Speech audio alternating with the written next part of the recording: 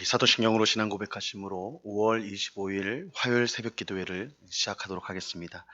전능하사 천지를 만드신 하나님 아버지를 내가 믿사오며 그 외아들 우리 주 예수 그리스도를 믿사오니 이는 성령으로 잉태하사 동정녀 마리아에게 나시고 본디오 빌라도에게 고난을 받으사 십자가에 못 박혀 죽으시고 장사한 지 사흘 만에 죽은 자 가운데서 다시 살아나시며 하늘에 오르사 전능하신 하나님 우편에 앉아 계시다가 저리로서 산 자와 죽은 자를 심판하러 오시리라. 성령을 믿사오며 거룩한 공예와 성도가 서로 교통하는 것과 죄를 사하여 주시는 것과 몸이 다시 사는 것과 영원히 사는 것을 믿사옵나이다. 아멘. 우리 찬송가 252장 나의 죄를 씻기는 예수의 피밖에 없네. 우리 같이 찬양하도록 하겠습니다. 찬송가 252장, 이전 토요일 찬송가는 184장 찬송입니다.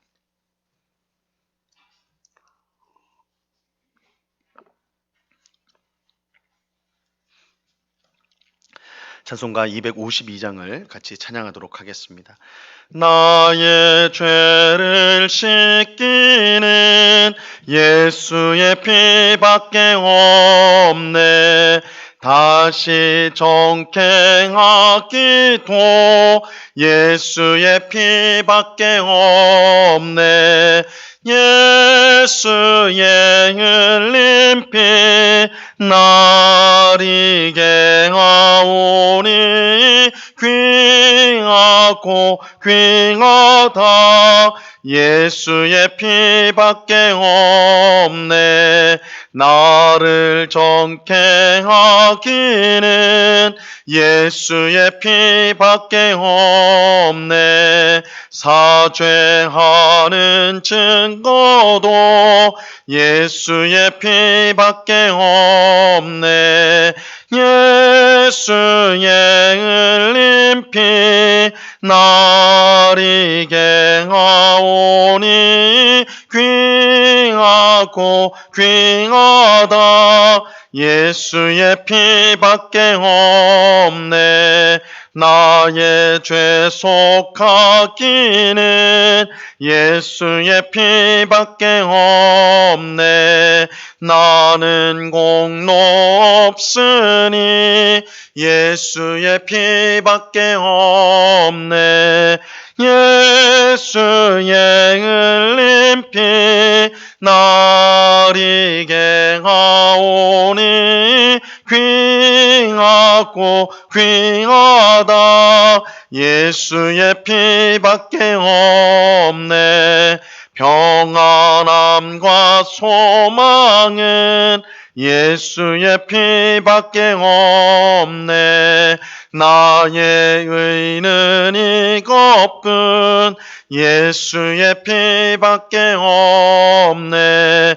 예수의 흘린 피 나리게 하오니 귀하고 귀하다. 예수의 피밖에 없네. 영원토록 내할 말 예수의 피밖에 없네.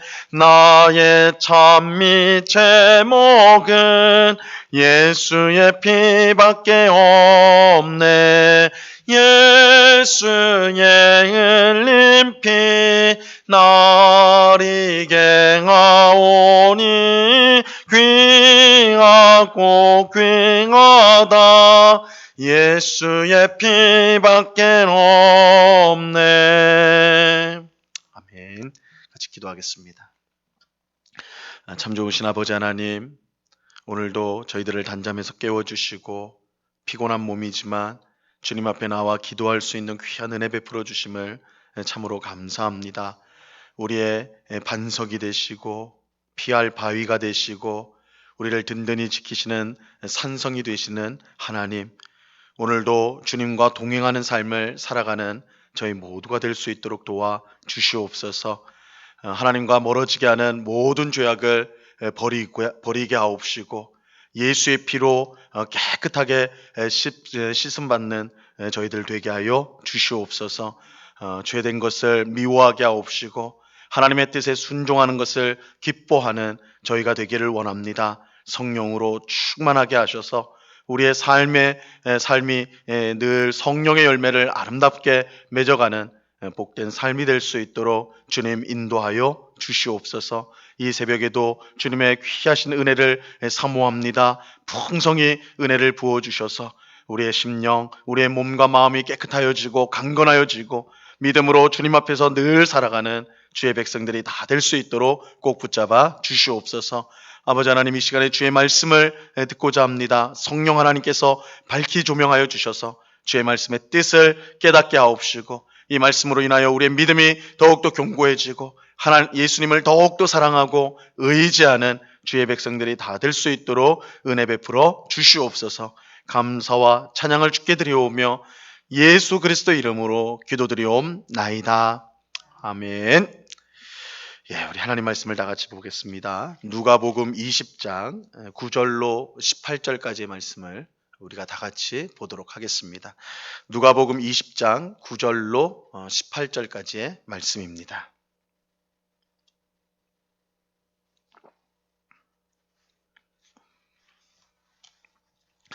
누가복음 20장 9절로 18절까지의 말씀을 우리가 하나님 말씀을 한 목소리로 다 같이 읽도록 합니다. 시작.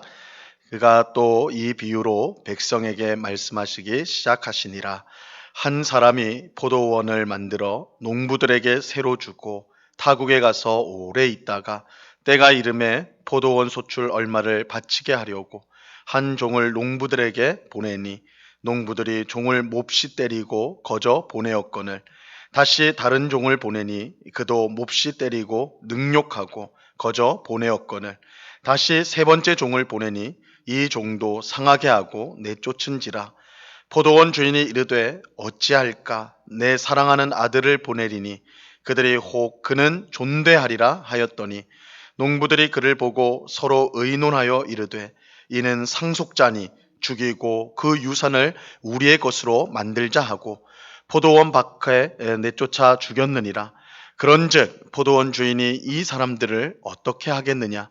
와서 그 농부들을 진멸하고 포도원을 다른 사람들에게 주리라 하시니 사람들이 듣고 이르되 그렇게 되지 말아지이다 하거늘 그들을 보시며 이르시되 그러면 기록된 바 건축되는 자들의 버린 돌이 모퉁이의 머릿돌이 되었느니라 함이 어찌미냐.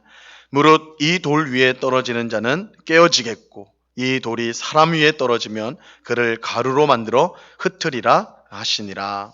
아멘. 예수님이 성전에 들어가셔서 장사꾼들을 몰아내심으로 강도의 소굴이 된 이 성전을 심판하셨습니다. 또 우리가 어제 본 대로 예수님은 세례자 요한의 세례가 하나님으로부터 온 것인지 사람으로부터 온 것인지 종교 지도자들에게 물으셨는데 그들은 대답하지 못했지요. 이를 통해 예수님은 이 종교 지도자들이 하나님의 심판을 피할 수 없는 타락한 자들임을 드러내셨습니다. 이처럼 예루살렘에 오신 예수님은 이 성전과 또한 종교 지도자들이 하나님의 심판을 받게 될 것을 친히 보여주셨습니다. 오늘 우리가 읽은 본문은 종교 지도자들이 왜 하나님의 심판을 받을 수밖에 없는지 그 비유를 통해서 알려주십니다. 예수님이 말씀하신 이 비유의 내용은 이렇습니다. 한 사람이 포도원을 만들고 이 농부들에게 세를 주고는 그는 먼 타국에 가서 살았습니다. 포도를 수확할 때가 돼가지고 주인은 한 종을 농부들에게 보냅니다. 종을 통해 가지고 수확물을 받기 위해서 종을 보내요. 그런데 농부들은 이 주인이 보낸 종을 때리고 빈손으로 보내게 되었습니다. 그러자 주인은 다른 종을 보내게 됩니다. 혹 이 농부들이 뭔가 착각을 했나 보다 하고 다른 종을 보내죠. 근데 이번에도 농부들은 종을 때리고 빈손으로 보냈어요. 주인은 세 번째 종을 보냈는데 농부들은 똑같이 행동하였습니다. 주인은 최후의 방법으로 자기 아들을 보내기로 합니다.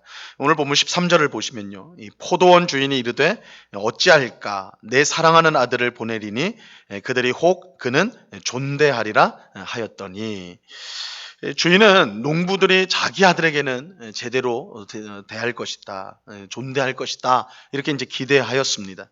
하지만 그 기대는 헛된 기대였음이 곧 드러나게 됐지요. 농부들은 주인의 아들을 존대하기는커녕 서로 의논하고 아들을 죽여버렸습니다. 농부들은 주인의 아들을 죽이면 이 포도원이 자신의 것이 될 것이다. 이 아들이 상속자인데 상속자가 없으면 우리가 지금 포도원을 가꾸고 있으니까 우리의 것이 되지 않겠는가, 이렇게 생각을 했던 거예요. 그래서 주인의 아들을 죽여버렸습니다. 이 14절 말씀 한번 보세요. 14절에 이렇게 이 농부들이 생각하는 거예요. 농부들이 그를 보고 서로 의논하여 이르되 이는 상속자니 죽이고 그 유산을 우리의 것으로 만들자 하고. 하지만 농부들의 이러한 생각은 참으로 어리석은 것이었음이 곧바로 드러나죠. 왜냐하면 아들을 잃은 포도원 주인이 즉시 돌아와서 농부들을 죽이고 포도원을 다른 사람에게 맡겼기 때문입니다. 16절입니다. 와서 그 농부들을 진멸하고 포도원을 다른 사람들에게 주리라 하시니 사람들이 듣고 이르되 그렇게 되지 말아지이다 하거늘. 이 비유에서 포도원 주인은 하나님이시고 포도원은 이스라엘 백성, 농부는 종교 지도자들이라 할 수가 있습니다. 이 포도원 주인이 포도 수확을 위해 보냈던 종들, 3번이나 종을 보냈는데 그 종은 선지자. 우리가 구약 성경에 보면 하나님께서 선지자를 계속해서 이스라엘 백성에게 보내시죠. 그래서 선지자를 뜻하는 거예요. 하나님은 포도원 주인처럼 선지자를 계속해서 이스라엘 백성에게 보내셨어요. 하지만 종교 지도자들은 농부들처럼 선지자를 핍박하고 심지어 죽이기까지 하였습니다. 그리고 하나님은 포도원 주인처럼 최후의 수단으로 자기 아들을 보내게 됐죠. 바로 예수님을 보내신 겁니다. 근데 종교 지도자들은 농부들이 한 것처럼 하나님의 아들 예수님을 십자가에 달아 죽이는 만행을 저지르게 됩니다.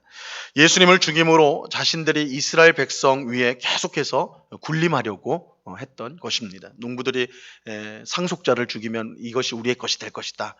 종교 지도자들이 이스라엘 백성은 우리의 것이다. 우리 그 위에 군림하려고 예수님을 죽였던 것이죠. 하지만 농부들이 자기 뜻을 이루지 못한 것처럼 종교 지도자들도 마찬가지일 것입니다. 하나님은 자기 아들을 십자가에 못 박아 죽인 이 종교 지도자들을 반드시 심판하실 것이기 때문입니다.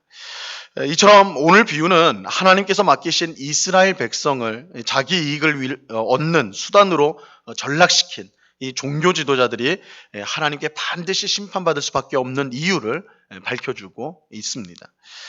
그런데 이 종교 지도자들이 비록 하나님의 아들이신 예수님을 십자가에 못 박아 죽이겠지만 그것은 결코 그들의 승리가 될 수가 없습니다. 왜냐하면 하나님께서 십자가에서 죽은 예수님을 부활시킬 것이고 그를 지극히 높이고 모든 권세를 주어 세상을 심판하게 하실 것이기 때문입니다. 오늘 본문 17절 말씀을 보세요. 그들을 보시며 이르시되 그러면 기록된 바 건축자들의 버린 돌이 모퉁이의 머릿돌이 되었느니라 함이 어찌미냐.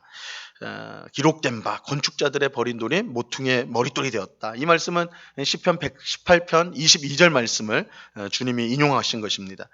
예수님은 건축자들의 버린 돌과 같습니다. 이 종교 지도자들은 예수님을 쓸모없는 돌로 여겨서 십자가에 못 박아 죽일 것입니다. 하지만 하나님은 종교 지도자들이 쓸모가 없어 버린 돌 같은 예수님을 모퉁이의 머릿돌, 즉 가장 중요한 돌로 세우실 것입니다. 이것은 하나님께서 예수님을 죽은 자 가운데서 부활시켜 하나님 우편에 앉게 하시고 모든 권세를 받아 세상을 심판할 주님으로 세우는 것을 뜻하는 것입니다.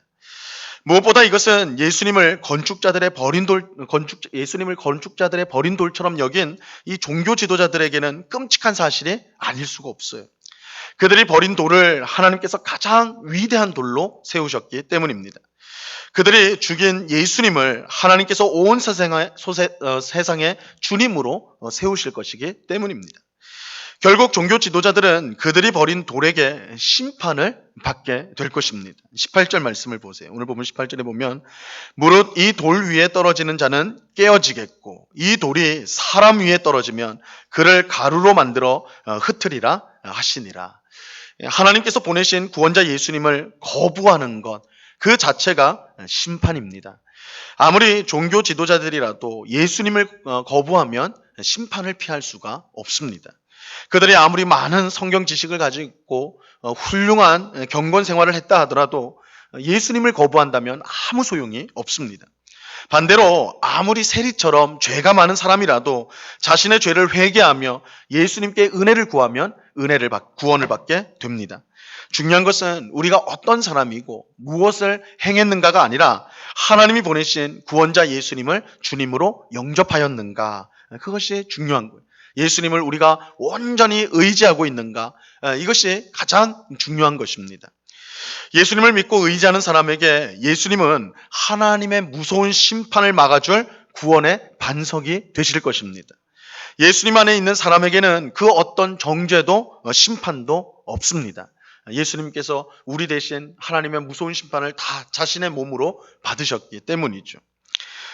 하지만 예수님을 거부하고 믿지 않는 사람에게 예수님 자신이 하나님의 무서운 심판이 될 것입니다. 예수님을 의지하는 자, 예수님을 믿는 사람은 예수님이 이 심판을 막아주는 구원의 반석이 되시는데, 거꾸로 예수님을 거부하고 믿지 않는 사람에게는 예수님 자신이 심판의 돌이 되시는 것입니다. 그래서 믿지 않는 자들이 그 위에 떨어지면 깨어지겠고, 그 돌이 믿지 않는 자들에게 떨어지면 가루로 만들어 흩어버리게 될 것입니다. 그러므로 우리는 예수님을 우리의 구원자와 주님으로 영접하여 그를 구원의 반석으로 삼아야 합니다. 우리의 공로와 자랑을 내세우는 것은 참으로 어리석은 일입니다. 이 세상 아무리 귀한 것을 내놓는다고 해도 하나님 앞에서는 아무 쓸모가 없습니다. 오직 예수님만이 우리가 자랑하고 공로로 삼아야 하는 것입니다. 오직 예수님을 의지하는 사람에게 구원이 임하게 될 것이고, 그 구원은 절대 흔들리지 않을 것입니다. 오늘 기도하는 우리 모두가 예수님을 사랑하고 또한 예수님을 온전히 의지할 수 있게 되기를 바랍니다. 예수님만이 우리를 구원하시며 하나님의 심판을 이기고 그의 나라에 들어가도록, 하나님 나라에 들어가도록 우리를 인도하여 주십니다. 이 사실을 우리가 분명히 믿고 오늘도 예수님만을 의지하며 그의 말씀에 온전히 순종하는 그런 복된 삶을 살아가는 우리 모두가 되어야 할 것입니다. 신앙생활은 내가 얼마나 깨끗한가, 내가 얼마나 착한 일을 많이 하는가, 물론 그것이 안 중요한 건 아니지만 가장 중요한 것은 우리가 예수님을 의지하는가, 예수님을 붙들며 살아가고 있는가, 예수님을 나의 의, 나의 공로, 나의 자랑으로 예수님만을 높이고 있는가. 그럴 때 예수님은 우리의 구원의 든든한 반석이 될 것입니다. 하지만 그 예수님을 그렇게 믿지 않고 자신의 공로, 자신이 쌓은 것들을 드러내는 자는 종교 지도자들처럼 예수님이 심판의 돌이 되어 그를 무섭게 심판할 수밖에 없는 것입니다. 이러한 사실을 꼭 기억하고 오늘도 예수님을 더욱더 사랑하고 의지하며 예수님과 함께 동행하는 오늘 복된 하루를 살아가는 우리 모두가 될 수 있기를 우리 주님의 이름으로 간절히 축원합니다. 기도하겠습니다. 하나님 아버지, 감사합니다. 주님께서, 예수님께서 오늘 한 포도원 비유를 통해 종교 지도자들에게 임할 무서운 끔찍한 심판을 말씀하셨습니다. 누구보다 하나님을 사랑하는 것 같고 누구보다 하나님에 대해 많이 아는 종교 지도자들인데, 그들은 하나님의 아들 구원자 예수님을 거부함으로써 심판을 피할 수 없게 되었습니다. 주님, 우리가 구원받는 것, 하나님의 자녀가 되는 것, 의롭게 되는 것, 우리가 무엇을 해서, 우리가 얼마나 대단하게 살아서 공로가 있어서 그렇게 되는 것이 아니라 오직 예수님의 공로로 되는 줄로 우리가 믿습니다. 그러므로 예수님만을 자랑하고 예수님만을 의지하고 예수님만 붙들고 살아가는 오늘 하루가 될 수 있도록 도와 주시옵소서. 우리가 얼마나 연약한지요, 얼마나 부족한지요, 무엇 하나 제대로 할 수 없는 그런 연약하고 악한 인생일진데, 그러므로 예수님을 의지하는 것만이 우리의 소망인 줄 알고 늘 기도로 말씀으로 주님 앞에 가까이 나아가게 하시고 예수님을 더 사랑하게 하시고 예수님 붙들며 하루하루를 살아가는 주의 복된 백성들 다 될 수 있도록 주님 주장하여 주시옵소서. 우리는 아무 공로 없지만, 우리가 기도한다고 해서 그 기도가 우리 하나님을 기쁘시게 할 수 없지만, 우리가 예수님을 의지함으로 예수님의 이름으로 기도할 때에 하나님께서 그 기도를 귀히 여기시고 또한 들으시고 반드시 응답하여 주시는 줄로 믿습니다. 오늘도 이 기도의 시간 예수님을 의지하며 하나님 앞에 우리의 모든 기도의 제목을 담대히 아뢰는 예수님으로 말미암아 우리에게 하나님의 사랑과 은혜가 임하였다는 것을 풍성하게 누리는 복된 기도의 시간이 될 수 있도록 우리를 인도하여 주시옵소서. 아버지 하나님, 이 시간에 또한 간절히 기도하옵기는 우리 응곡교회를 위해서 기도합니다. 아버지 하나님, 우리 응곡교회가 이 지역에 정말 복음의 빛을 환하게 비추게 하시고 지치고 힘들고 또한 죄 가운데 공고한 인생들, 또한 여러 가지 삶의 인생의 어려움으로 말미암아 공고한 고통을 당하고 있는 사람들에게 복음의 빛을 환하게 비추고 하나님의 손과 발이 되어 사랑을 전하는 그런 복된 교회가 될 수 있도록 도와주옵소서. 온 성도들이 예수님을 더욱더 사랑하고 또한 서로 사랑함으로 하나님 나라의 아름다움을 세상 가운데 드러내는 복된 교회 될 수 있도록 하나님 사용하여 주시옵소서. 이 시간 여러 가지 기도의 제목들로 기도하는 주의 백성들 한 사람 한 사람 붙들어 주시고, 아버지 하나님, 답답한 마음, 정말 힘든 마음으로 주님 앞에 나온 주의 백성일지라도 하나님의 귀한 은혜가 그 심령 가운데 임하여 절망이 소망으로 변화되어지는 귀한 역사가 있게 하여 주시옵소서. 우리의 기도를 들으시고 응답하시는 주님께 감사와 찬양을 올려드리오며 예수 그리스도 이름으로 기도드리옵나이다. 아멘. 하늘에 계신 우리 아버지여, 이름이 거룩히 여김을 받으시오며 나라에 임하옵시며 뜻이 하늘에서 이룬 것 같이 땅에서도 이루어지이다. 오늘날 우리에게 일용할 양식을 주옵시고 우리가 우리에게 죄 지은 자를 사하여 준 것 같이 우리 죄를 사하여 주옵시고 우리를 시험에 들게 하지 마옵시고 다만 악에서 구하옵소서. 내게 나라와 권세와 영광이 아버지께 영원히 있사옵나이다. 아멘.